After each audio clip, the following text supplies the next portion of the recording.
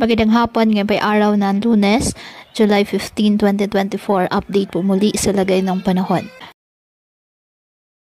Lumakas at isinanganap na bagyo ang binabantayang low pressure area sa labas ng Philippine Area of Responsibility ayon sa Pag-asa. Huli itong namataan sa kanluran ng Central Luzon.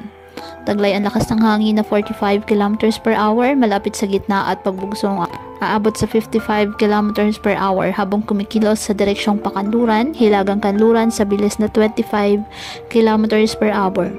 Wala naman itong direktang epekto sa bansa, ngunit papalakasin naman ito ang southwest monsoon o hanging habagat na magdadala ng mga pag-ulan sa Palawan, Mindoro, Western Visayas at malaking bahagi ng Mindanao. Samantala, isa na rin ganap na low pressure area ang cloud cluster sa silangan ng Davao City, Davao, Mindanao ayon sa Pag-asa.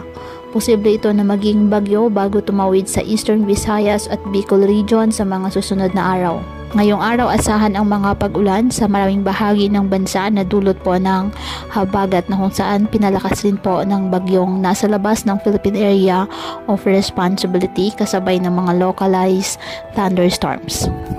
Kaya patuloy pa rin po natin na pinag-iingat ang ating mga kababayan sa banta po ng mga posibilidad ng pagbaha at pagguho ng lupa lalo na kapag may malalakas na ulan at ugaliin po na magdala palagi ng payong o kahit anong panangga sa ulan sa tuwing lalabas po ng ating mga tahanan. At yan po muna ang update sa lagay ng panahon ngayong araw. Muli patuloy po tayo na mag-ingat at palaging tandaan, God loves you. Stay safe and God bless.